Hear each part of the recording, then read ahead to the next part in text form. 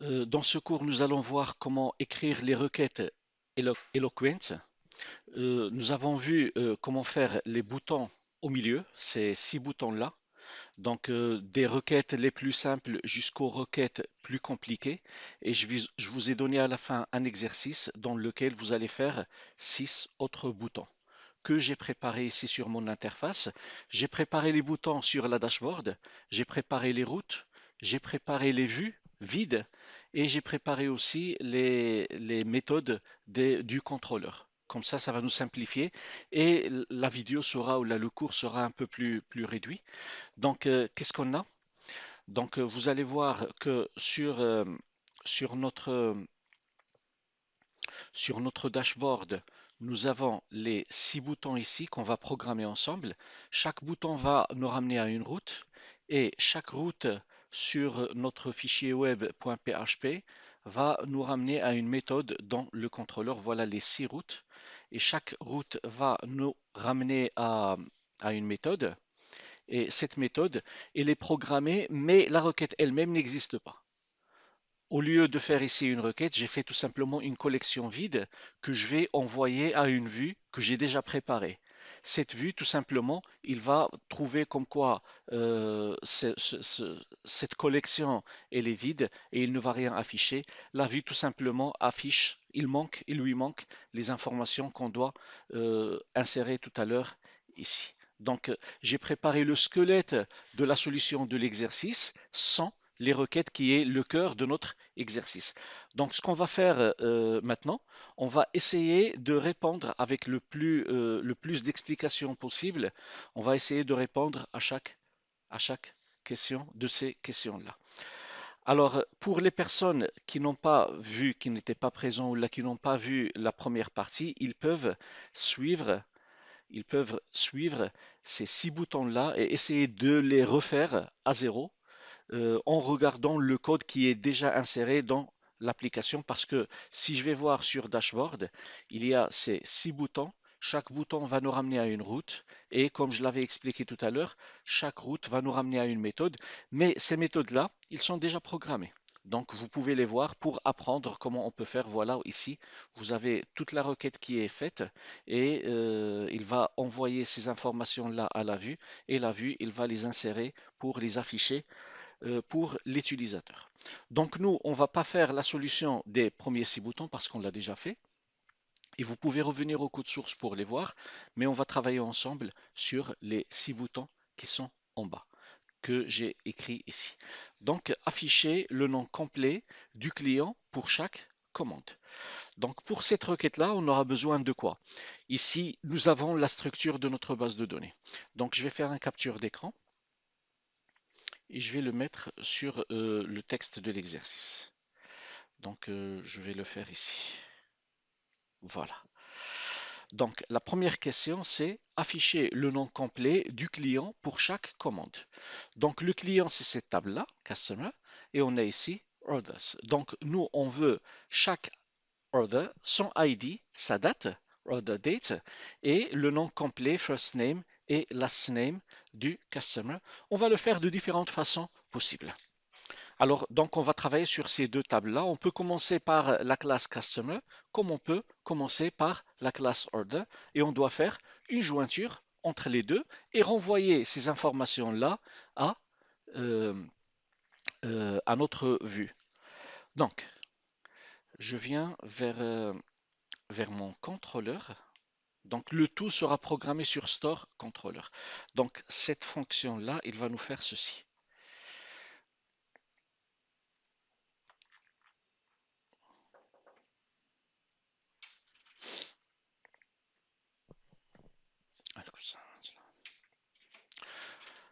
Très bien. Donc, afficher le nom complet de client pour chaque commande. Donc là, je vais commencer par order. Donc, je vais utiliser la classe order et on va faire la fonction join avec customers. La jointure entre order, vous voyez ici le modèle order n'est pas importé, donc je vais l'importer. Donc je dois venir ici et faire use avec app et tout ou je peux utiliser import class. Cette import class, bien sûr, il faut installer le plugin pour qu'il puisse faire l'importation d'une façon automatique. Donc use app models order pour que je puisse l'utiliser. Là, la jointure que je vais la faire entre customers ID et orders customer ID. Donc c'est ce que je vais faire. Donc ici, on va faire orders.customer ID, virgule, égale, virgule. Ici, j'ai oublié un S.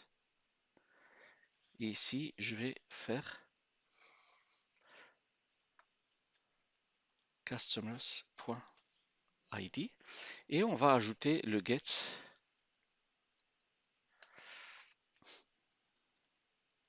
Voilà pour préparer ça. Alors, c'est orders qu'on a récupéré ici. Je vais récupérer le contenu et on va faire un DD tout simplement pour voir ce que ça nous donne. Donc DD $orders. C'est important toujours d'inspecter vos collections pour voir ce que vous avez reçu et est-ce que elle est bien. Donc je reviens et je clique sur ce bouton. Donc voilà l'inspection de notre collection. Et pour chaque collection, nous avons les informations qu'on veut. Et vous voyez ici, on a un tableau qui contient 10 éléments que je peux pas, malheureusement, je ne peux pas le faire visualiser. Très bien. Pourquoi ici il y a 10 éléments? Parce que nous, on a utilisé deux tables. On a utilisé deux tables. La table Customers qui contient 1, 2, 3, 4, 5, 6, 7, 8. Et ici, on a les autres informations. Dans l'ensemble, il va récupérer 10 éléments des deux tables. Nous, on n'a pas besoin de l'adresse, de l'email, du téléphone et tout ça. On n'a besoin que du nom et de order dates. Donc, qu'est-ce qu'on va faire? On va faire une select. On va ajouter ici une select et on va faire first name, virgule, last name, virgule, orders.id. Pourquoi ici j'ai pas fait customers.lastName? Parce que lastName existe seulement dans une seule table.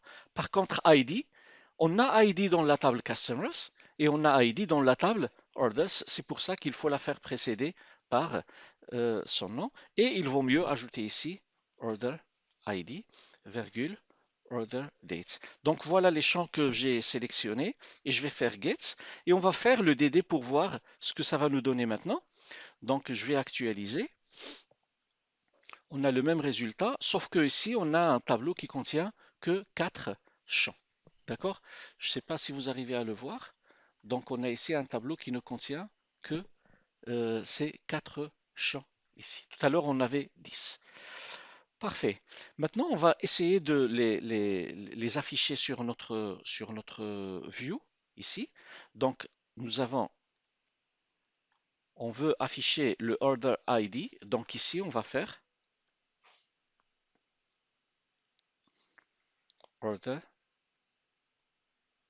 excusez-moi, $order, order ID.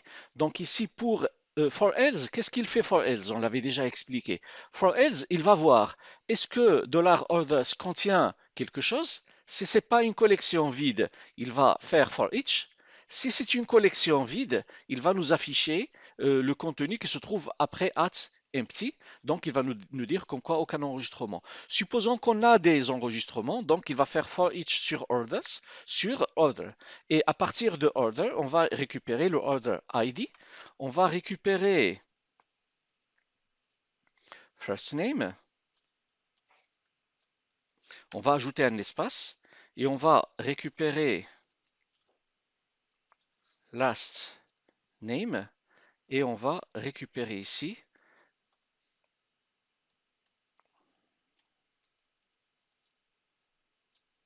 order date. Voilà, on va tester tout ça. Maintenant, j'ai enlevé le DD. Le DD, je l'ai supprimé. On va afficher et vous voyez ici, on a le order ID. Je les ai inversés. Order dates, customer name, je les ai inversés. Donc, on va les rectifier. Voilà.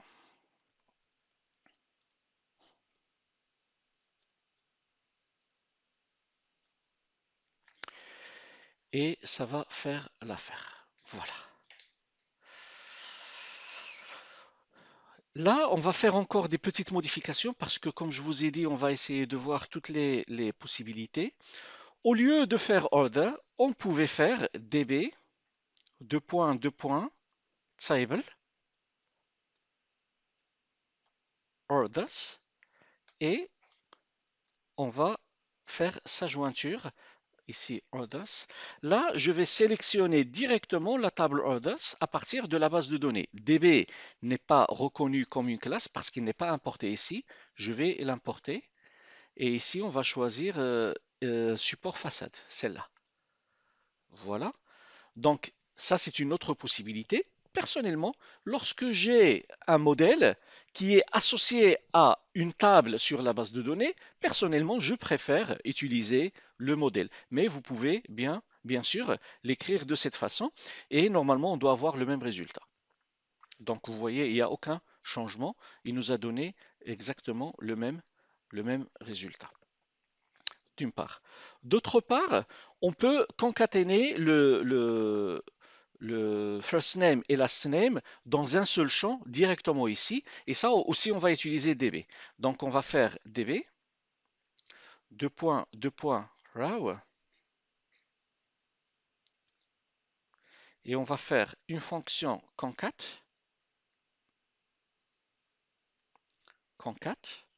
du first name. Faites attention, vous avez ouvert ici par double guillemets, ce qui fait ici, il faut faire simple guillemets, virgule et last name.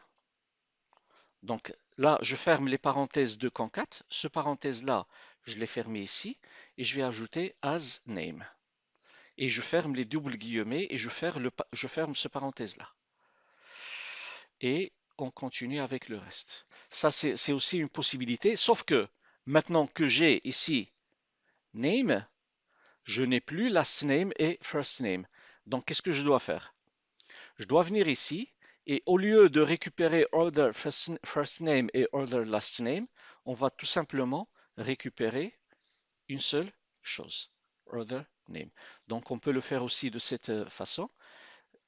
Et là, excusez-moi, on a un problème. Vous voyez ce qui nous a donné comme résultat, first name, last name, parce qu'on a concaténé les chaînes.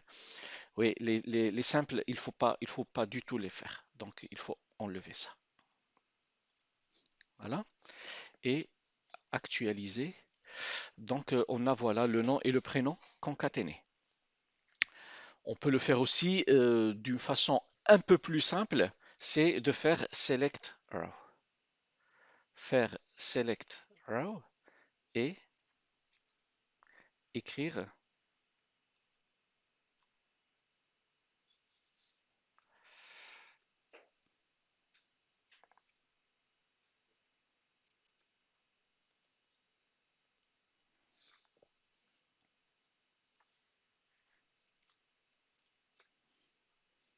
et l'écrire de cette façon. Une seule chaîne de caractères qui va contenir tous les champs qu'on veut et on va actualiser et on a le même résultat.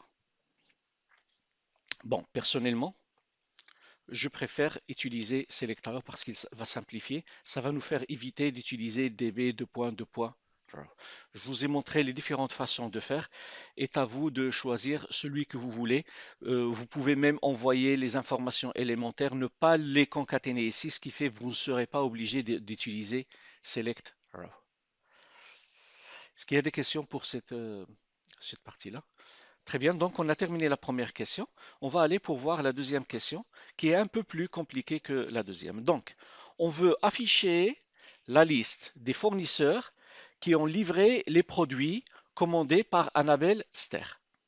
Donc, pour répondre à cette question, il faut tout d'abord qu'on puisse récupérer les produits qui sont commandés par Annabelle Ster. Donc, on doit connaître quels sont les identifiants des produits qui sont commandés par Annabelle Ster. Après, on peut avoir les fournisseurs qui ont livré les produits qui ont les mêmes identifiants que les identifiants des produits commandés par Annabelle Ster. Ce qui fait pour répondre à cette requête, il faut faire deux requêtes. La première requête pour récupérer ça et la deuxième requête pour utiliser les ID qu'on va trouver ici. Donc, on va essayer de le faire ensemble. Donc, pour répondre à la première partie, on veut les produits commandés par Annabelle Ster. Donc, pour avoir les produits commandés par Annabelle Ster est un client. Donc, il se trouve dans la table Customers. D'accord? Et les ID des produits se trouvent sur Product Orders parce que c'est la jointure entre Order et Product. D'accord? Donc, pour récupérer les Product ID, il faut qu'on utilise dans la première requête ces trois tables-là. Donc, qu'est-ce qu'on va faire? On va essayer de répondre à cette question. Donc, ici, je vais noter la question et on va essayer de récupérer Product IDs égal. Donc, on va commencer par Customer, Customer, deux points, join, et on va le faire comme ça. Je vais copier ça, comme ça on gagne le temps. Donc là, c'est la table Customer que je dois importer, bien sûr, que je dois importer. Donc lié à Orders, avec Orders Customer ID égale Customers.id, et je dois ajouter une deuxième jointure, join Order Products, Order Products, c'est cette Product Orders, excusez-moi, c'est cette table-là.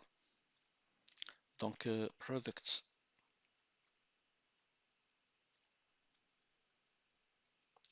Orders, virgule, avec orders.id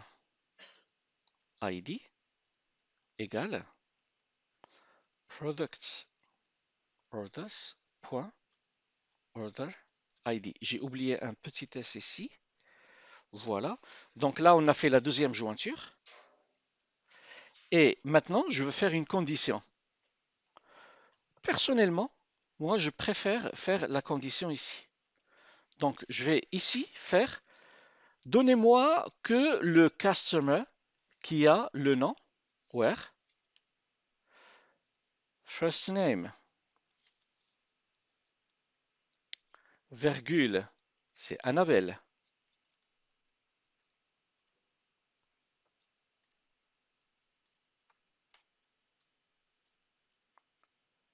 where, last name, c'est Ster.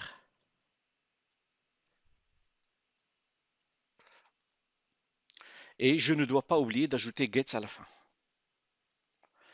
On n'a pas encore terminé, mais on a déjà fait l'essentiel. Donc, qu'est-ce que je l'ai dit ici? Qu'est-ce que je l'ai dit ici?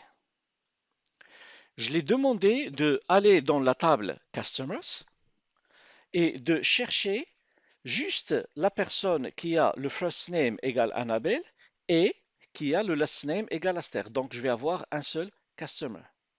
D'accord? Et après, je vais faire une jointure avec orders. Donc, il va me donner que les commandes de Annabelle Ster. Et j'ai fait la jointure entre orders customer ID et customers ID. Et puis après, je vais voir les détails de chaque commande sur product orders avec orders ID et product orders order ID. Bien sûr, je dois vérifier les noms des champs sur le schéma pour pouvoir répondre correctement aux jointures. Et je fais get et on va faire un DD.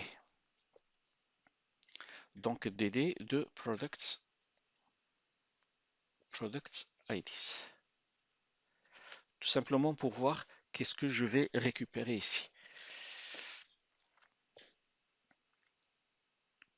Parfait. Donc on vient. Je reviens à mon tableau de bord et je vais cliquer sur le deuxième bouton. Le deuxième bouton va me ramener automatiquement à cette fonction. Donc là, comme vous voyez, il m'a donné ici 5 produits, mais j'ai pour chaque produit 14 informations. D'accord? 14 propriétés ici. Et ça fait beaucoup. Parce que moi, j'ai besoin de quoi? Que des IDs des produits. Donc, je peux faire select. Donc, je vais faire select. Select products ID. Products ID se trouve seulement ici, seulement dans cette table. Donc, c'est pas la peine de le faire précéder par le nom de la table. Et on va revoir ce que ça va nous donner. Donc, il m'a donné aussi un tableau de 5 objets. Dans chaque objet, j'ai une seule information qui est le Product ID. C'est déjà bien, mais ce n'est pas suffisant parce que moi, je veux un tableau qui contient que les ID. Donc, on va ajouter plaque.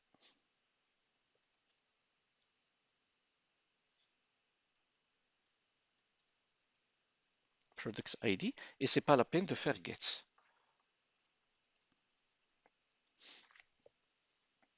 Donc maintenant, le résultat, c'est un tableau qui contient les 5 produits qui ont été commandés par Annabelle Ster. Donc un seul tableau, c'est pas un tableau d'objets, comme lorsqu'on fait avec get. C'est un tableau qui contient, pour l'indice 0, on a la valeur 1, pour l'indice 1, on a la valeur 3, et ainsi de suite. Et ça, on va l'exploiter, ces product IDs, on va les exploiter pour terminer le reste de la question. Parce que là, on a répondu à la deuxième partie, quels sont les identifiants des produits qui sont commandés par Annabelle Ster. Maintenant, on veut connaître les fournisseurs qui livrent ces produits-là. Et là, donc, on va utiliser ça et ça, suppliers et products. Avec where, le ID du produit, in le tableau qu'on a récupéré. Donc, ça, c'est très simple. Donc, on va faire ici ça en commentaire ou je la supprime et on va faire suppliers.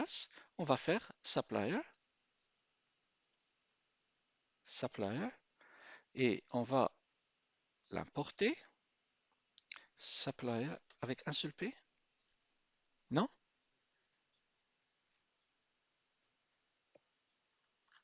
Non, avec deux P. Donc, models, supplier. Ok, c'est pas un problème. Supplier, join. Join quoi? Products, virgule. Products, supplier, ID,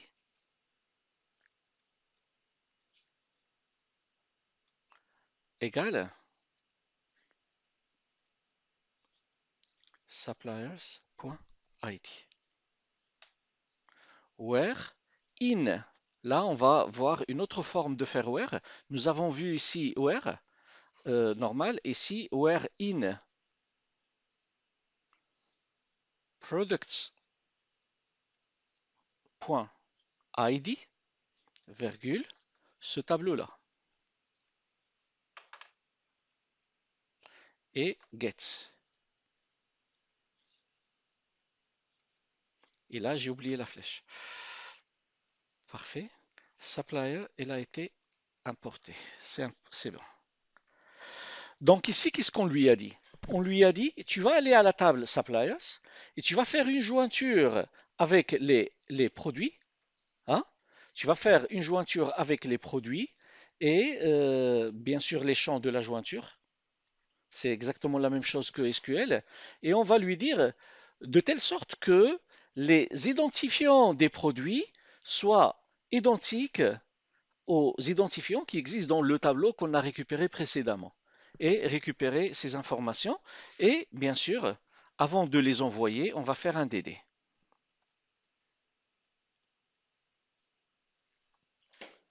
Voilà. Et j'enregistre et j'actualise. Donc là, c'est bon, on a un tableau de 5 éléments. Et ici, on a toutes les informations. La question, qu'est-ce qu'il nous demande? La question nous demande la liste des fournisseurs. Donc, on veut l'identifiant, le nom et le prénom des fournisseurs. On n'a pas besoin des autres informations. Donc, qu'est-ce qu'on va faire avant get? On va faire select. Donc, si je veux faire la concaténation, on va faire select et tout, mais je ne vais pas le faire. Donc, on va faire tout simplement le first name le last name et le ID. Pour le ID, je suis obligé de faire suppliers.id as supplier ID et le first name et le last name. Parfait. Donc, on va actualiser pour inspecter notre collection. Donc là, on trouve qu'on a 5 fournisseurs. Et pour chaque fournisseur, on n'a que les 3 informations qu'on veut. Donc le ID, le first name et le last name. Ces informations-là, une fois inspectées et on est satisfait du résultat, qu'est-ce qu'on va faire? On va les envoyer à notre, on va les envoyer à notre vue. Sur notre vue, on a ici product name, donc on veut aussi le nom du produit. Ok, c'est pas un problème. Si on veut aussi le nom du produit, ça va changer la donne. Qu'est-ce qu'il faut qu'on fasse? Si on veut le nom du produit, il faut qu'on ajoute ici une join. Donc join, quoi? Parce qu'on a utilisé supplier. Non, non, c'est bon, c'est bon. Donc on est déjà sur produit. Donc seulement on va ajouter products.name ou tout simplement name. C'est bon, il n'y a pas de problème. Et ça, puisqu'on ne va pas l'afficher, je ne vais pas le mettre. OK, on va faire ici as products name. C'est parfait. Donc là, on va faire ici for each, for else, ça veut dire dans la première partie for each suppliers as supplier. Donc les informations, je vais les recevoir sur la classe supplier products name et en bas, on va avoir deux champs. Sur le premier, on va faire first name et sur le deuxième, on va faire last name pour composer le nom complet du fournisseur. Et j'actualise.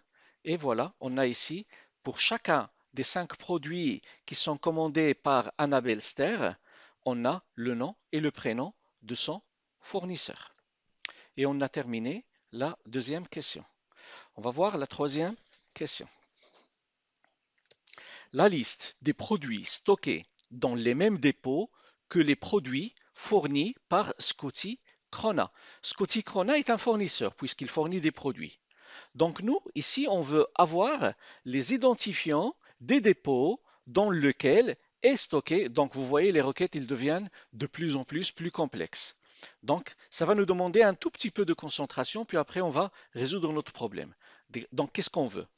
On veut connaître les dépôts dans lesquels les produits fournis par Scotty Krona sont stockés. Une fois qu'on a récupéré les identifiants de ces dépôts, on va voir la liste de tous les produits qui sont stockés dans ces dépôts-là. Donc aussi, on va voir deux requêtes. Bon, je vais copier ça. Alors, pour connaître les dépôts des produits fournis par Scotty Krona, on aura besoin de quoi? Scotty Krona, il est stocké ici. Les dépôts, ils sont là. Les identifiants des dépôts, ils sont aussi ici. Donc, on aura besoin de cette table et cette table. Pas besoin du store. Donc, pour récupérer les store IDs. Donc, on va faire exactement la même chose que ce qu'on a fait tout à l'heure. Donc, je reviens et je vais aller vers mon contrôleur et c'est là notre question. Donc, je vais copier la question ici et on va récupérer tout d'abord store, store IDs égale. Donc, on va commencer par le supplier avec le produit. Donc, je vais copier tout ça.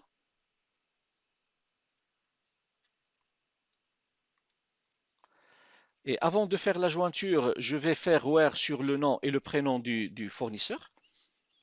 Where first name c'est Scotty.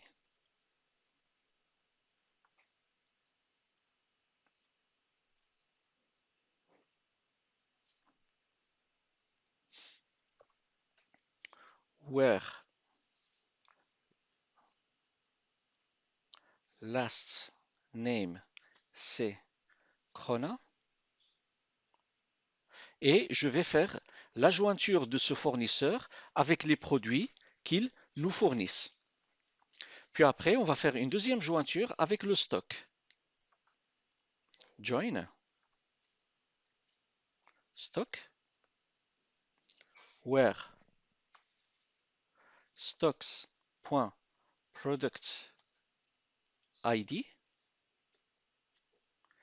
égale products.id.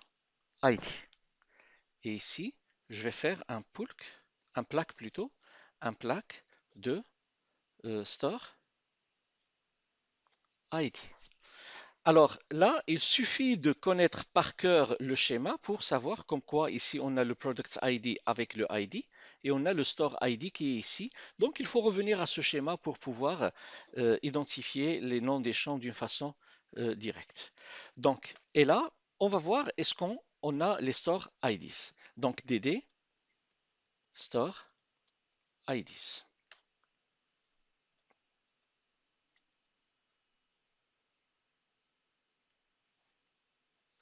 Dollar. Et ici on a un I majuscule. Et on va tester tout ça. Store. C'est bon. On va tester ça. Donc ici, donc c'est bon. Donc on a ici un tableau associatif. Là, on va faire appel à une nouvelle fonction parce qu'on a ici des stores qui se répètent. Le 4 deux fois, le 3 plusieurs fois et tout. Donc on va faire appel à distinct. Donc on va faire ici select store ID distinct. Et on va faire le plaque. Voilà.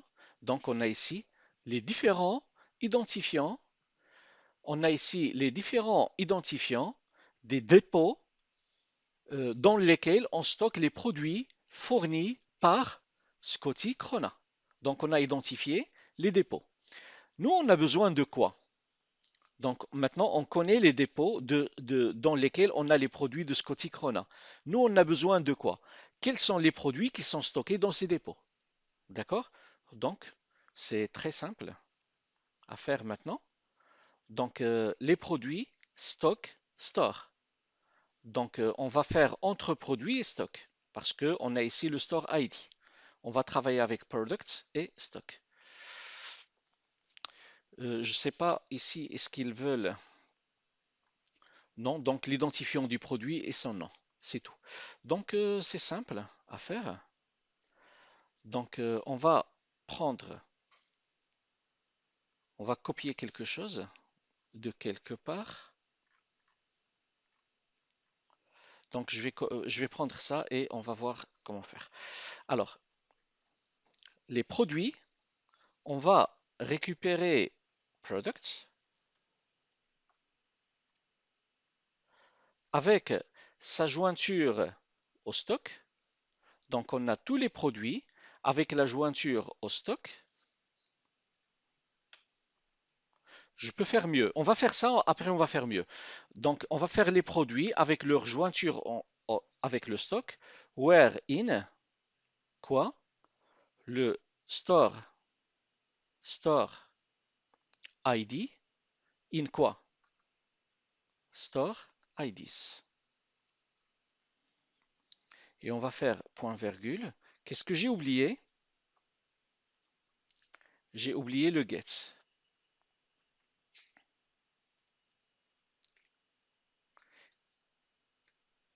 Et ça. Products apparemment n'est pas importé. On l'importe. C'est bon. Et on va faire le DD des products. Alors tous les produits qui sont stockés dans ces dépôts-là, pourquoi il me donne ici ça? Parce que j'ai oublié de masquer ce DD-là. Lorsqu'il arrive, il fait dump un die, ce qui fait qu'il s'arrête. Donc voilà, on a 100 produits et pour chaque produit, on a toutes les informations qu'il a. Nous, on n'a pas besoin de toutes ces informations-là, donc on va faire quoi? Select products.id as products ID, virgule, name as products ou tout simplement name. C'est pas la peine de faire as. Et je regarde. Donc, comme vous voyez ici, on n'a que les informations qu'on veut. On n'a que deux éléments dans notre tableau. Mais on a des objets, les 100 objets dans la collection. C'est parfait. Je vous ai dit tout à l'heure, on peut faire mieux. On va le faire ensemble ici. Donc, avant de faire la jointure, je vais faire where. Je vais commencer par stock.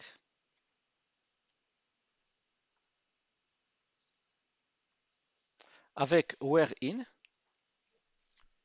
Et on va faire la jointure avec products. C'est un peu plus optimisé. Pourquoi? Parce que là, qu'est-ce qu'il va faire? Il va prendre les stocks, seulement ceux qui ont les ID de store équivalents à ceux qu'on a récupérés en haut.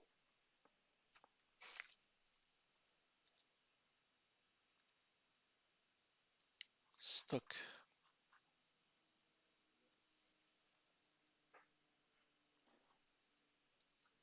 Comment? Stock. Sans S. Oui. Donc, il va récupérer la classe stock, seulement ceux qui ont le ID égal au store qu'on a récupéré ici, seulement ceux qui ont le store ID égal au store qu'on a récupéré plus loin en haut. Et après, une fois qu'il a identifié les 5 stocks tout simplement, pas la peine de travailler sur les autres, il va faire la jointure avec les tables et sélectionner. Celle-là, il sera un peu plus rapide. Et il va nous donner le même résultat. Maintenant, on va enlever ça et on va ajouter ici. Ici, on va faire $products, products ID, $products name. J'ai pas fait products name, j'ai fait tout simplement name. Normalement, ça doit fonctionner. Pourquoi? Parce que j'ai pas enregistré. Celui-là, vous voyez ici, il y a le point noir, ça veut dire que c'est pas enregistré. Les modifications, le fait de supprimer le DD n'a pas été pris en considération. Donc, je dois avoir le résultat. Le fait qu'il prend du temps, c'est un mauvais signe. Voilà. Donc ici, qu'est-ce que j'ai oublié? J'ai oublié un U. Products. Ici sans S. Voilà, c'est celui-là. Parfait. Et voilà. Donc voilà, c'est la liste des produits qui sont stockés dans les mêmes dépôts que les produits fournis par Scotty Krona. On continue. Les nombres des produits par dépôt, ici, on va faire appel à la fonction aux agrégations. Donc, on va travailler avec Group By. Donc, il est assez simple. Donc, ici, sur les stores, j'ai copié la fonction, le nombre des produits par dépôt. Le nombre des produits par dépôt. Donc, j'aurai besoin du nom du dépôt et le nombre des produits. Donc, j'aurai besoin de travailler sur les trois tables ici. Produits et store et bien sûr utiliser la table intermédiaire stock. Parfait. Donc, on aura besoin ici on va commencer par n'importe laquelle. Products, deux points, join, stock,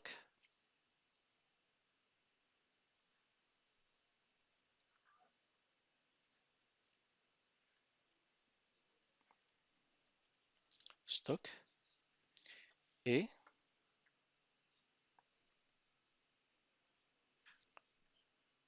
on va faire une join avec store.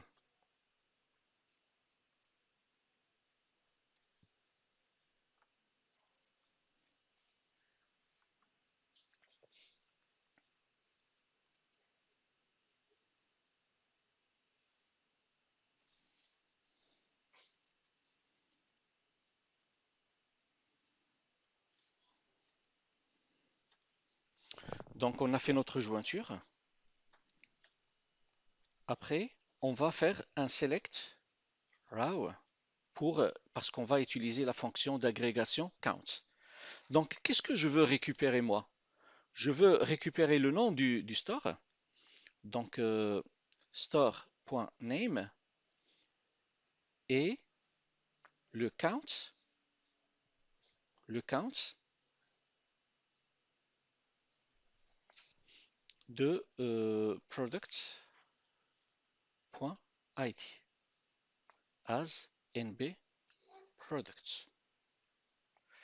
Et je vais faire un group by juste avant. Group by store.name.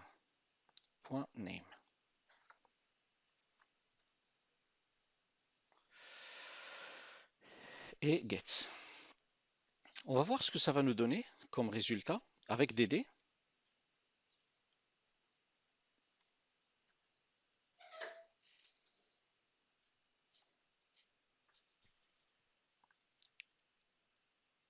J'ai l'impression que vous avez perdu l'intérêt. Il y a pas mal de personnes qui ne suivent plus le cours.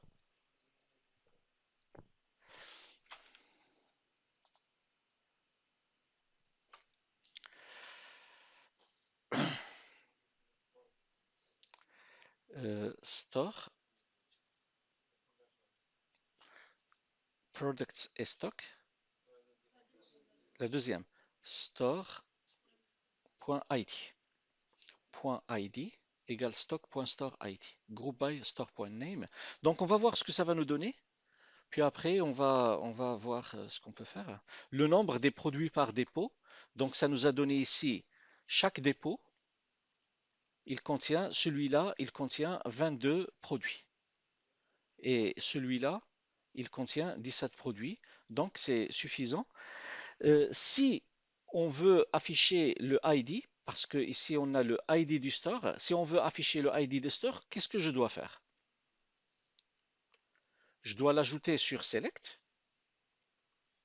stores.id as store ID, et bien évidemment, je dois l'ajouter ici sur stores.id.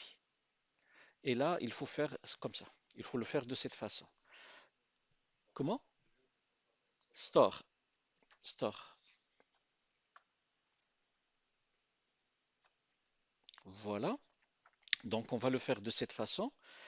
Et puis, on va faire quoi? On va inspecter pour voir est-ce que ça marche bien. Donc, on a toujours le même nombre, sauf que ici, on a trois informations qui sont le store ID, le name et le nombre de produits. Donc, on a terminé cette partie. On va tout simplement les afficher sur notre vue. Donc, ici, on a store, store ID, store name et store NB products. J'espère que je ne me suis pas trompé des noms. Voilà, c'est bon. Donc, on a ici pour chaque euh, produit le nombre des stores qu'il a envoyés. La question qui se pose maintenant, on a combien de stores sur notre base de données? Je reviens à MySQL pour afficher sur cette base de données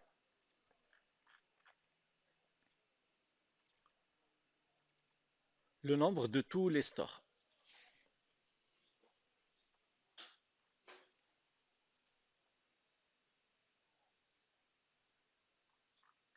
Donc, on a 31. Donc, il a affiché tous les stores sans aucun problème.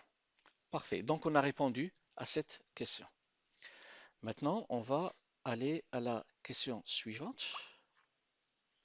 La valeur de chaque dépôt, la somme des valeurs des produits qu'il contient. Donc, on veut connaître chaque dépôt, il contient quelle valeur. Qu'est-ce que ça veut dire la valeur d'un dépôt? C'est la quantité des produits multipliée fois le prix de chaque produit et faire la somme de tout ça. Donc, on veut la valeur de chaque dépôt. Donc, on va aller voir ça ici. Donc, on a ici le nom du dépôt, le prix, elle est là, et la quantité stockée, elle est là. Donc, on aura besoin de ces trois tables. Donc, c'est les mêmes tables qu'on a utilisées tout à l'heure. OK? Donc, ça va nous simplifier la tâche. Donc, on va venir ici, on va copier ça et on va modifier tout simplement la fonction de calcul. Donc, on va travailler sur products avec une jointure de stock et une jointure de store et on va faire un regroupement par store ID et store name et on va sélectionner le store ID et le store name et au lieu de faire le count, on va faire la somme du quoi? Du price,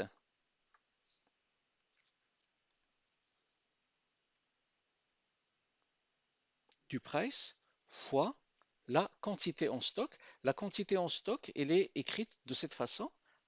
Donc, quantity stock. Donc, on va faire la somme de ça as store value. Et on va inspecter notre fonction. DD, mhm, quoi? Dollar stores. Donc, je reviens à mon tableau de bord. La valeur de chaque dépôt. Et là, on a les 31 dépôts. Et pour chaque dépôt, on a son identifiant, son nom et sa valeur. C'est la somme des prix de produits fois la quantité. Et là, on a le price. Le price, on l'a récupéré de là, de la table produit. Et la quantité, on l'a récupérée ici. Et le nom et l'identifiant qu'on va afficher, ils sont là. C'est pour ça que j'ai utilisé ces trois tables. Donc, comme je vous ai dit, j'ai copié le nombre des produits par dépôt. C'était la même, sauf qu'on a, on a modifié la fonction SAM par la fonction count par la fonction SAM. Et ici, on va tout simplement insérer tout ça. Donc, on a ici le name. Donc, c'est quoi? C'est store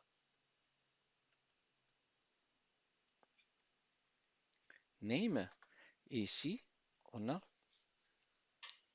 store, store value. Et logiquement, j'ai terminé cette partie-là. Voilà, pour chaque store, on a sa valeur.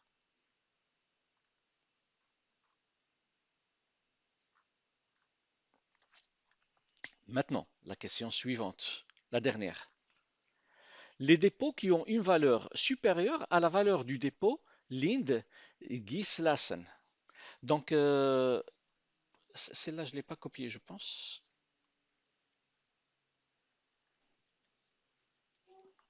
Ok. Donc, pour répondre à cette question, qu'est-ce qu'on doit faire? On doit faire deux requêtes. Tout d'abord, on doit identifier la valeur de ce dépôt-là, et puis après, euh, on va tout simplement faire un having sur la valeur. Donc, store dollar value égale. Je vais copier ça.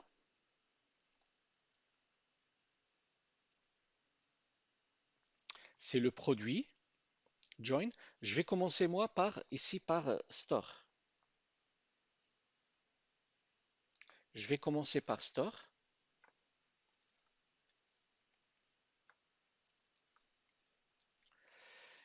et on va l'importer. Store modèle. Là, Store, il m'a proposé plusieurs types de modèle ou de classe, on va choisir app models store. Et ici, on va faire where name égale ça. Voilà. Et je vais faire sa jointure avec les stocks. Je vais faire tout d'abord cette jointure-là. La jointure du store avec stock. Et puis après, on va faire la jointure avec products. Voilà. J'ai inversé les choses. Donc, store qui s'appelle Lind, lié au stock avec stores et stock, et lié aux products avec stock et products ID. Donc, c'est bon. On va regrouper par store ID et on va faire select row et on va faire ici un DD. Ça ne sera pas suffisant, mais déjà, je veux voir la valeur que je vais récupérer. Donc, ici, donc name in where. Name in where. Donc ici, name, il ne sait pas, donc on va faire ici store, parce qu'on a aussi product name. Store.name. Parfait. Très bien. On a un seul élément, c'est le dépôt qui s'appelle Lind Gisalsen et avec son total. C'est excellent. Sauf que le problème, c'est qu'il n'y a aucun qui a supérieur. Mais ce n'est pas un problème. Donc là, on va faire value.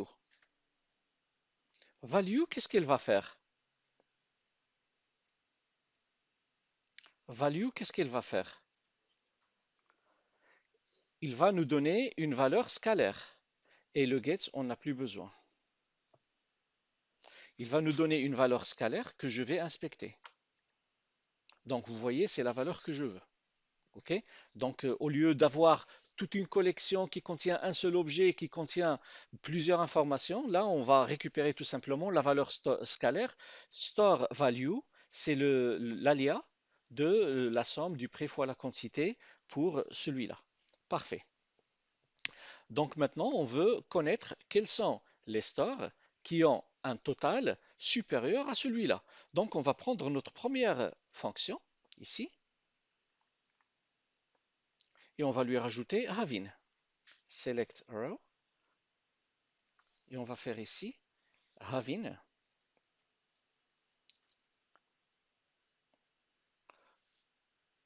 ça store value virgule supérieur à dollar value. Celui-là, on n'a plus besoin de ce DD-là. Et on va voir le DD des stores. Mais malheureusement, il n'y a aucun qui a une valeur supérieure à celui-là. Donc normalement, ici, je dois avoir un tableau vide. On va s'assurer. Voilà, c'est un tableau qui est vide. Mais on va changer les noms. Donc je reviens ici parce que regardez, celui-là, euh, 7 millions, il n'y a que lui qui a 7 millions. On va changer par celui-là, 65. Donc on va le changer par celui-là. Et on va trouver qu'il y a Donc là, qu'est-ce que je l'ai demandé ici? La valeur de ce dépôt. Et donnez-moi les dépôts qui ont having, qui ont leur valeur qui est supérieure à la valeur du premier dépôt. Donc là, je dois trouver quelques éléments, normalement. Donc tableau de bord, ici, la dernière question. Et on a deux tableaux. Et voilà. Donc celui-là, bien sûr, et l'autre. C'est parfait, on a répondu à notre question. Je vais enlever l'inspection et on va aller écrire ici les informations. Store ID, store name et value. Donc store ID,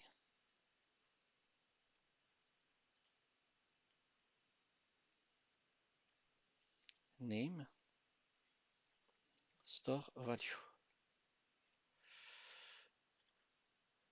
Et voilà les deux les deux valeurs. Et là, c'est la valeur. Là, j'ai pas travaillé avec l'int. On va revenir avec l'int et il va nous donner aucun enregistrement trouvé parce que la requête elle est correcte. C'est bon, Shabab?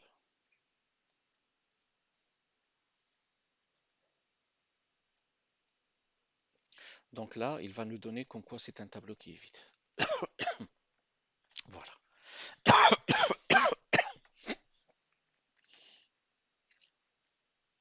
Donc nous avons vu dans ce cours comment faire les selects, comment faire les group by, comment faire les jointures, comment faire les différentes façons de faire where et tout.